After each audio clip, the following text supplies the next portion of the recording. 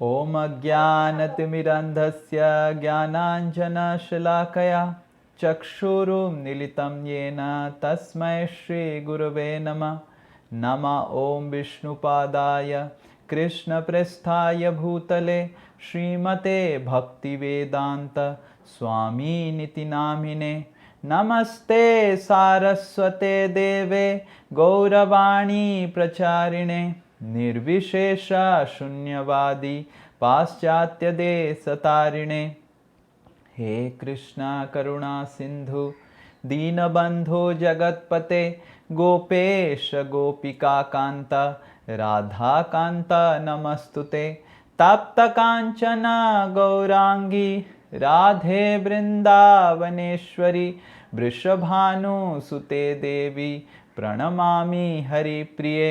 वाञ्छाकल्पतरुभ्यश्च कृपा सिन्धुभ्य एव च पतितानां पावनेभ्यो वैष्णवेभ्यो नमो नमः। जय श्री कृष्ण चैतन्य प्रभु नित्यानंद श्री अद्वैत गदाधर शिवासादि गौरभक्तवृंद। हरे कृष्ण कृष्ण कृष्ण हरे हरे हरे राम राम राम हरे हरे। मूकं करोति वाचालं पंगुं लंघायते गिरिं यत्कृपातमहं वन्दे श्रीगुरु दीनतारिणं श्रीपरमानन्दमाधवं श्रीचैतन्यमीश्वरम्।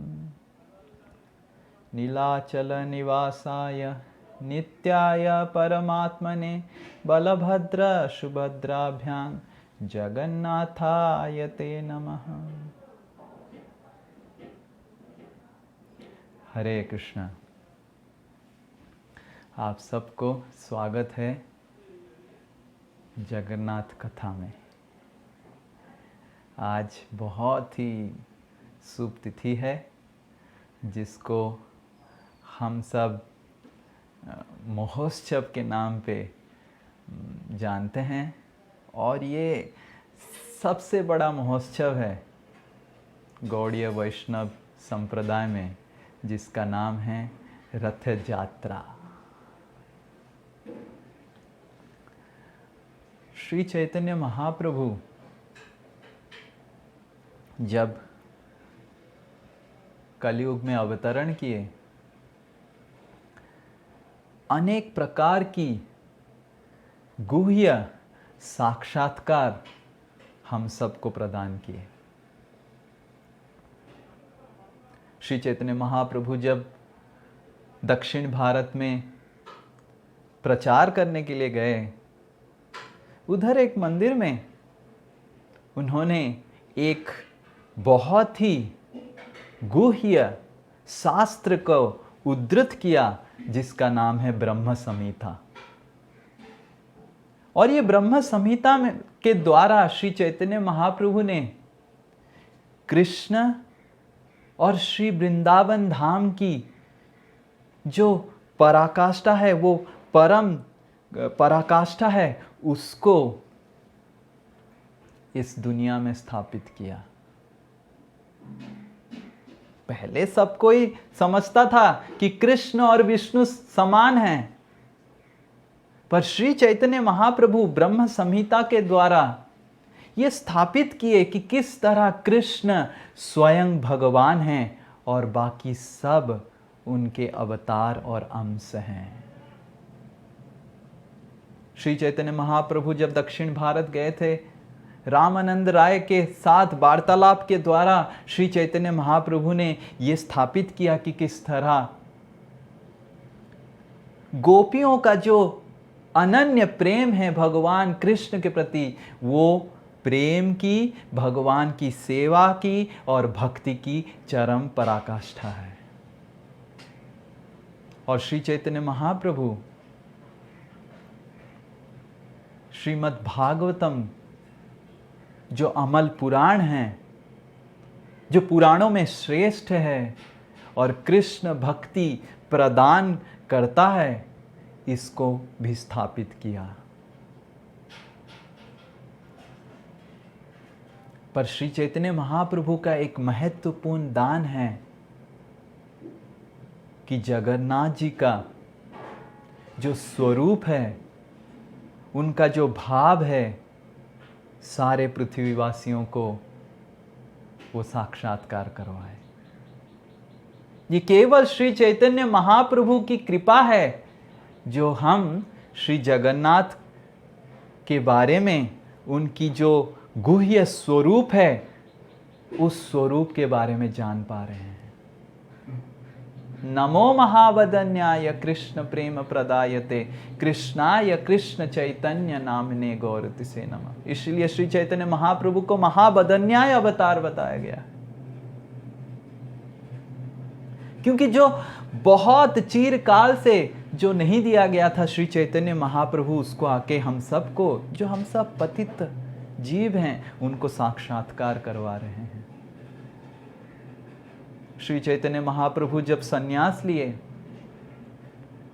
उनके माता सची देवी ने अनुरोध किया कि आप कृपा करके जगन्नाथपुरी में वास कीजिए। श्री चैतन्य महाप्रभु तो वृंदावन जाने का प्रयास कर रहे थे, पर माता सची के आदेश को पालन करते हुए श्री चैतन्य महाप्रभु ने नीलाचल क्षेत्र जगन्नाथपुरी धाम को अपना निवास स्थान बनाया।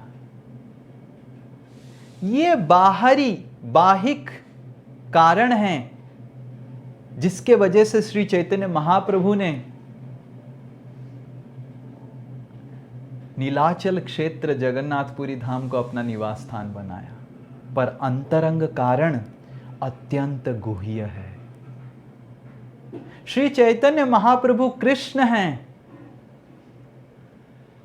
जो श्रीमती राधा रानी के भाव लेके आए हैं। राधा भाव द्युति सुबलितम नौमी कृष्ण स्वरूपम। राधा रानी के भाव और राधा रानी की अंग कांति लेके कृष्ण श्री चैतन्य महाप्रभु के रूप में आए हैं, श्रीमती राधा रानी की विरह प्रेम को आस्वादन करने के लिए। जब कृष्ण वृंदावन से द्वारका चले जाते हैं, मथुरा चले जाते हैं, सारे वृंदावन वासियों का मानो प्राण वृंदावन से चला जाता है, और केवल एक ही कार्य सारे ब्रजवासी करते थे, वो है रोना। एक कवि ने बहुत ही सुंदर गाना लिखा है, ये दर्शाते हुए कि वृंदावन वासियों का क्या दशा था जब कृष्ण द्वारका चले गए। इसको अभी हम गाएंगे। हार के बजावे बांसी श्यामे ब्रज नाई गो, श्याम ब्रज नाई गो। हार के बजावे बांसी श्यामे ब्रज नाई गो, श्यामे ब्रज नाई गो। मन दुखे कांदे का कमलिनी राई गो, श्याम ब्रज नाई गो, श्याम ब्रज नाई गो। आर के बाजावे बांसी श्याम ब्रज नाई गो, श्याम ब्रज नाई गो। तो एक दिन एक सखी दूसरे सखी को बताते हैं कि मैंने आज बांसुरी का शब्द सुना। तो एक सखी उनको बोलते हैं कि कौन और बांसुरी बजाएगा वृंदावन में, क्योंकि श्याम अभी वृंदावन में नहीं है। जब श्री कृष्ण भगवान वृंदावन से चले गए तो ऐसे नहीं कि केवल कृष्ण ही बांसुरी बजाते थे वृंदावन में, सारे गोप सखा भी बांसुरी बजाना सीखते थे, जानते थे, पर कोई बांसुरी नहीं बजाता था, क्योंकि वृंदावन से कृष्ण चले गए हैं। और बांसुरी खुद कितना भी कोई कोशिश करता था, बांसुरी से आवाज नहीं निकलता था, क्योंकि बांसुरी खुद कृष्ण के विरह में रो रहा था। हार के बजावे बांसी, श्याम ब्रज नाई गो, श्याम ब्रज नाई गो। फूलेर बासरा खाली, साजिए विनोदिनी, सारा निसी जागिया, श्याम आसे नाई गो, श्याम ब्रज नाई गो। आर के बाजाबे बांसी, श्याम ब्रज नाई गो, श्याम ब्रज नाई गो। श्रीमती राधा रानी फूलेर बासारा खाली, श्रीमती साजिए Vinodini. Every night Shrimati Radha Rani and all the gopis, जितने सारे गोपियां, सब कोई हर दिन हर रात को वो फूलों का बसेरा, फूलों का निकुंज बनाते थे और अपेक्षा करते थे कि एक दिन आज जरूर श्याम वापस आ जाएंगे, क्योंकि उन्होंने प्रतिज्ञा दिया था कि मैं जरूर जल्दी वापस आ जाऊंगा। फूलेर बासरा खाली, साजिए विनोदिनी। श्रीमती राधा रानी हर दिन सजाती हैं, अपेक्षा करती हैं कि आज जरूर भगवान आएंगे, कृष्ण आएंगे, पर भगवान श्याम आते नहीं हैं। श्याम विरोहे कांदे, कांदे सुख सारी, श्याम विरोहे कांदे, कांदे ब्रजनारी। श्याम विरोहे कांदे, कांदे सुख सारी, श्याम विरोहे कांदे, कांदे ब्रजनारी। बाजे ना श्यामेरा वेणु, गोष्ठे चले ना धेनु, बाजे ना श्यामेरा वेणु, गोष्ठे चले ना धेनु। श्याम ब्रज नाई गो, प्राणेर कनाई गो, ब्रजते चले गे छे, प्राणेर कनाई गो, श्याम ब्रज नाई गो। आर के बाजाबे बांसी, श्याम ब्रज नाई गो, श्याम ब्रज नाई गो। आर के बाजाबे बांसी, श्याम ब्रज नाई गो, श्याम ब्रज नाई गो। ब्रजते चले गे छे, प्राणेर कनाई गो, श्याम ब्रज नाई गो, श्याम ब्रज नाई गो। श्याम के विरोह में, विरह में, दुख में, सुख सारी, जो हर समय भगवान की गुणगान करते हैं और जो सुखदेव गोस्वामी बन के आए हैं, श्याम के विरह में केवल रो रहे हैं। और श्याम के विरह में सारे ब्रज नारी रो रहे हैं। और क्योंकि श्याम का बंसी नहीं बज रहा है, वेणु नहीं बज रहा है, कोई भी गाय चरने के लिए नहीं जा रहे हैं, क्योंकि वृंदावन की जो प्राण हैं, श्री कृष्ण कान्हा, वो वृंदावन से चले गए हैं। ये ब्रजवासियों का भाव और ये ब्रजवासियों का दशा था जब कृष्ण द्वारका चले गए। और इस विरह प्रेम को, इस विरह प्रेम की आस्वादन करने के लिए श्री चैतन्य महाप्रभु श्रीमती राधा रानी के भाव में आए। श्री चैतन्य महाप्रभु को राधा भाव, विरह, विदुर शरीर के नाम से जाना जाता है, जो श्रीमती राधा रानी की ये विरह भाव को आस्वादन करने आए। और श्रीमती राधा रानी के लिए अपने हृदय की जो मणि है वो है कृष्ण। और श्री चैतन्य महाप्रभु श्रीमती राधा रानी के भाव में हर दिन सुबह जगन्नाथ जी का दर्शन करते हुए चित्कार करते थे, मणिमा मणिमा मणिमा, हे मेरे हृदय के मणि, आप क्यों चले गए और कब आप वापस आएंगे। और इसीलिए जगन्नाथ जी को उड़ीसा में मणिमा बुलाया जाता है। श्रीमती राधा रानी कि हृदय की मणि श्री कृष्ण भगवान जो जगन्नाथ जी हैं, मणिमा।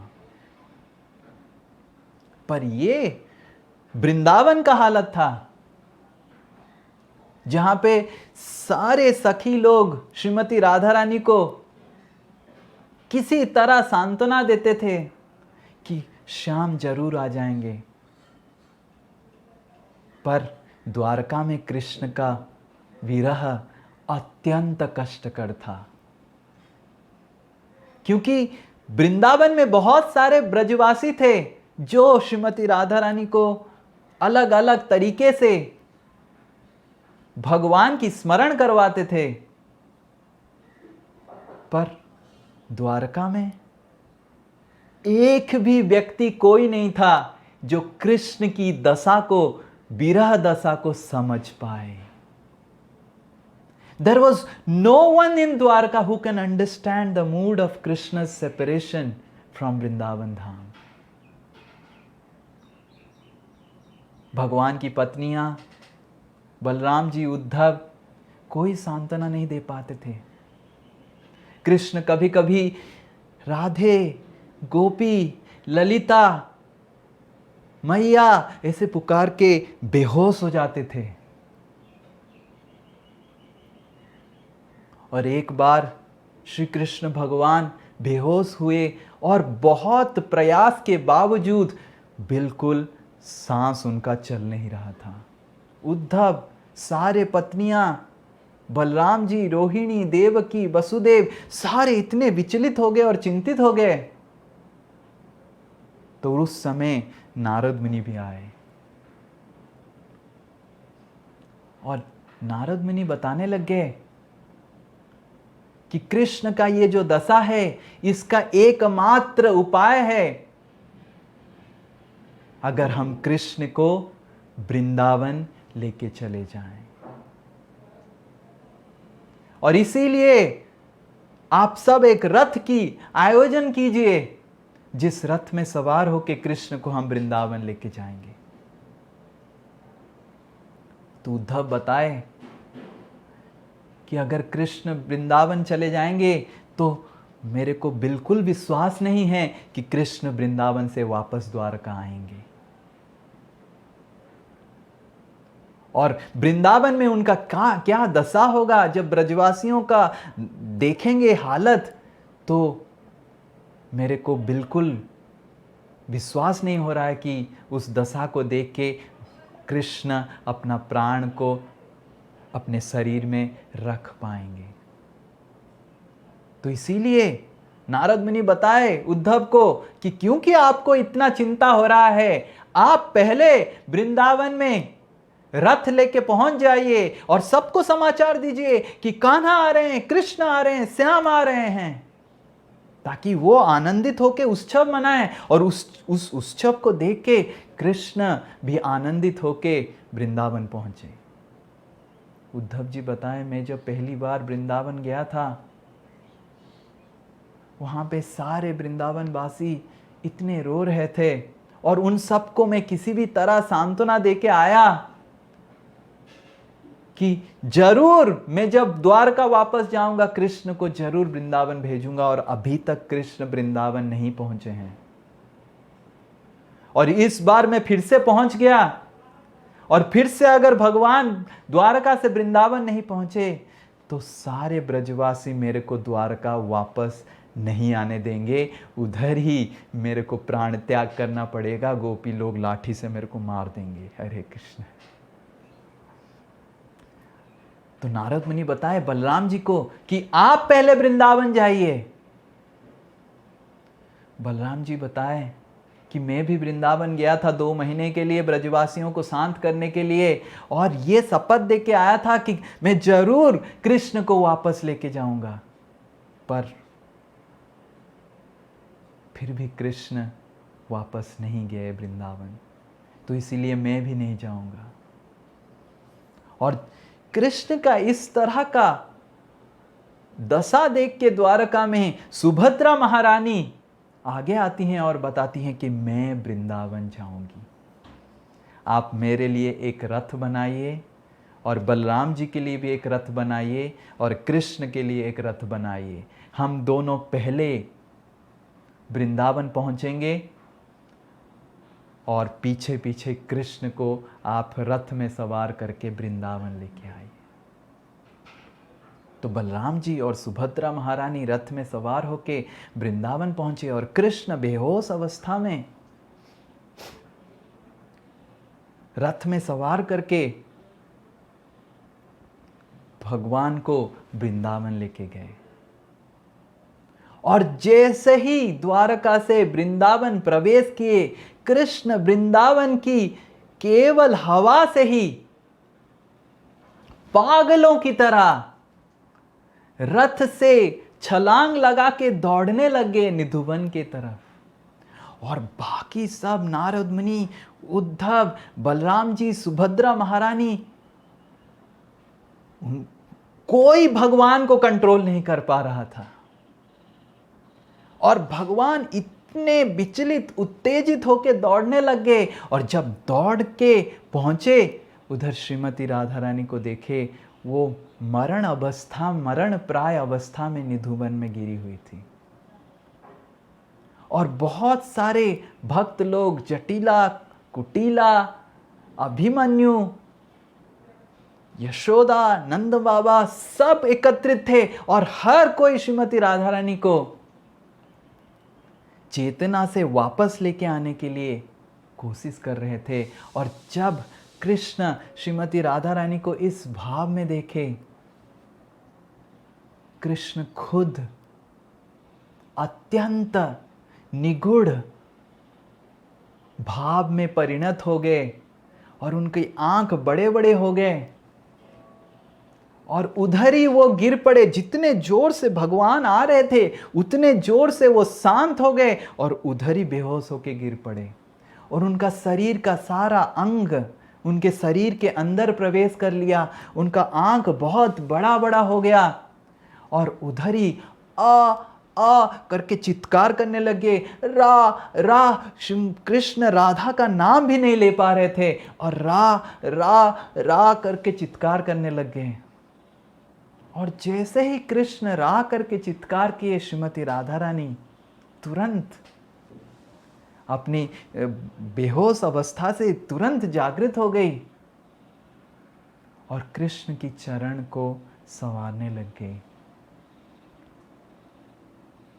और इस कृष्ण की दशा देख के सुभद्रा और बलराम जी जो पहुंचे थे, वो भी कभी भी कृष्ण को इस अवस्था में नहीं देखे थे।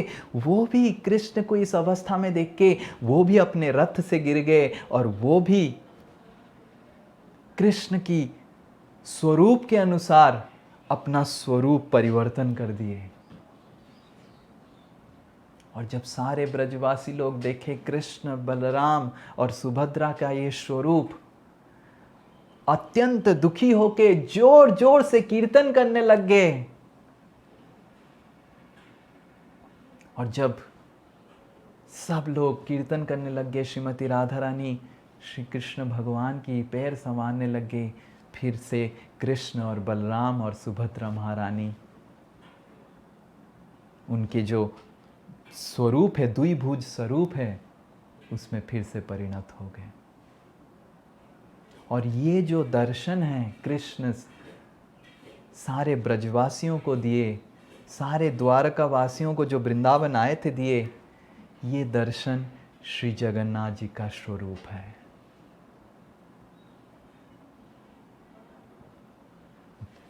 साधारणतः लोग ये समझते हैं कि एक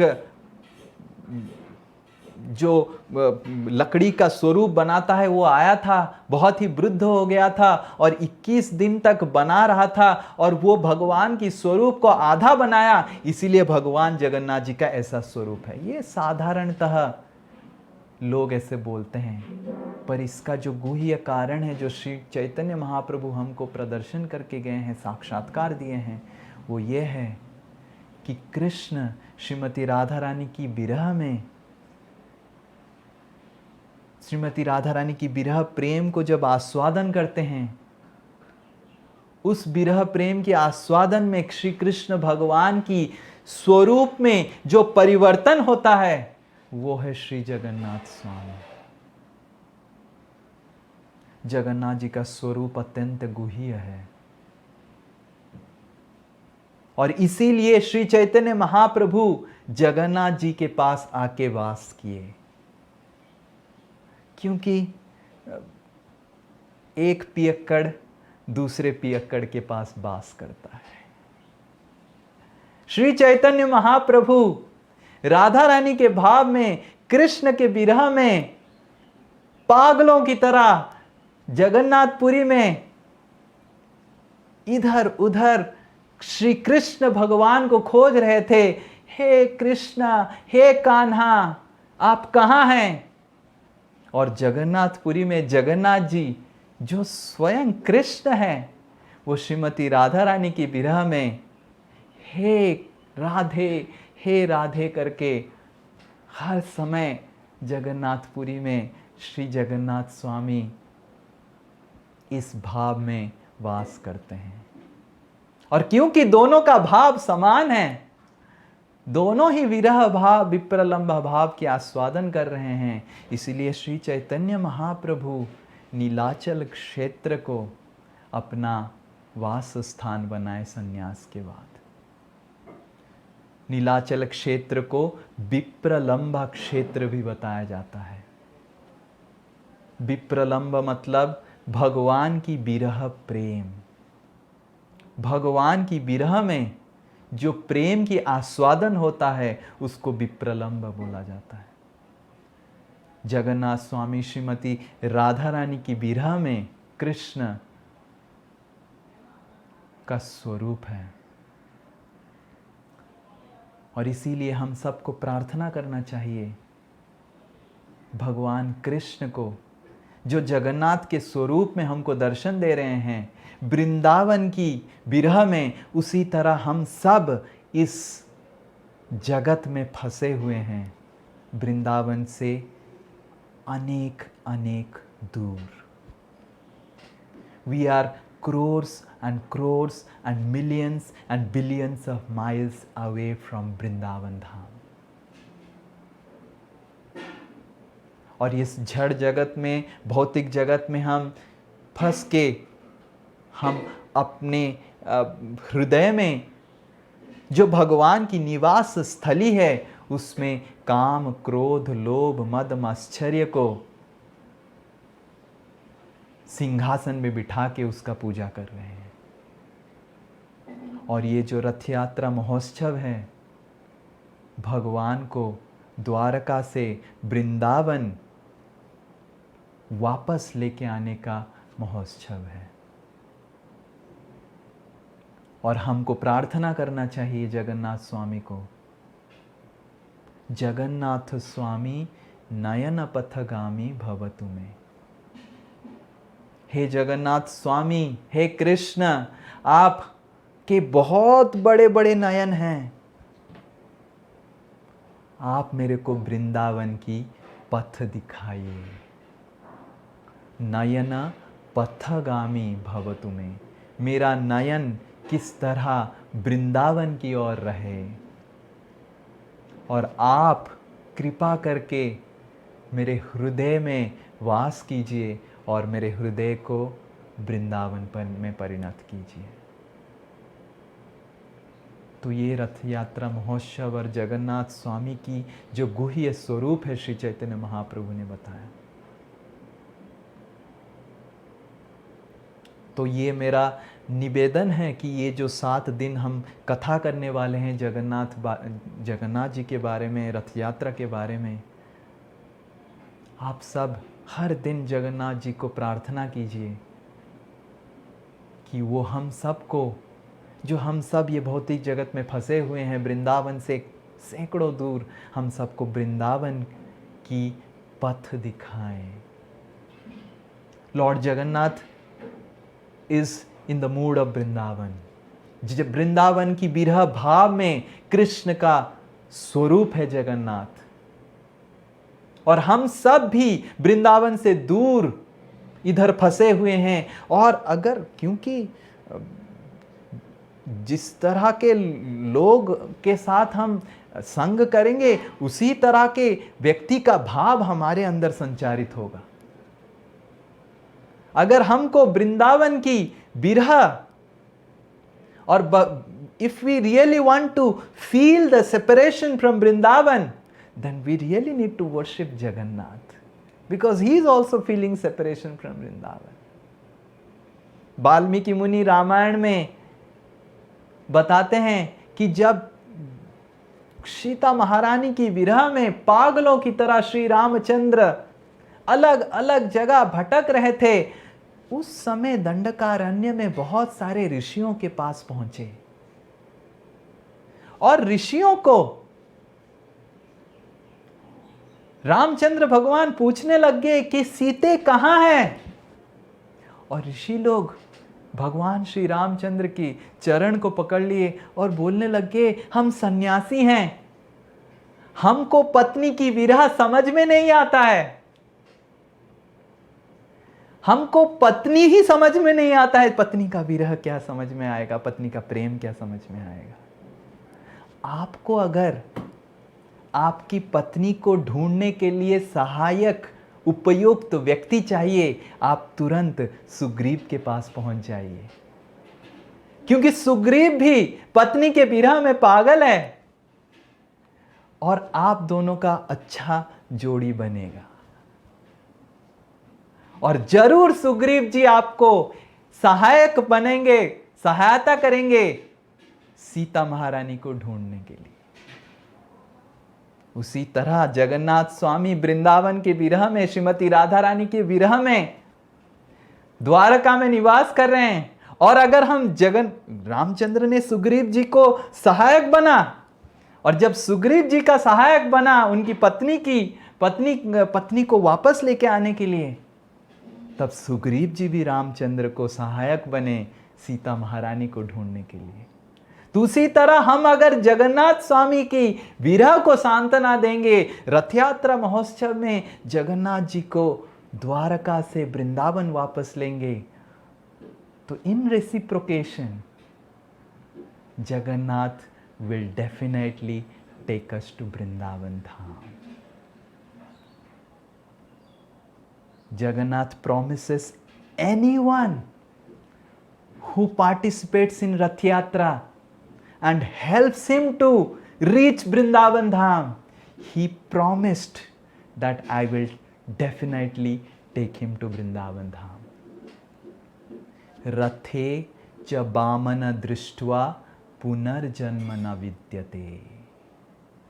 जो भी कोई रथ यात्रा महोत्सव में योगदान करता है, भगवान कृष्ण को द्वारका से वृंदावन पहुंचाता है, भगवान कृष्ण इतने कृतज्ञ हो जाते हैं, उन्होंने शपथ लिया है कि मैं जरूर उसको इस जीवन में वृंदावन पहुंचाऊंगा। जगन्नाथ स्वामी नयन पथगामी भवतु में, वो हमारे नयन को, हमारे बुद्धि को सक्षम करेंगे वृंदावन की पथ को सब समय देखने के लिए, और वृंदावन के पथ में चलने के लिए, और वृंदावन इस जीवन के अंत में पहुंचने के लिए।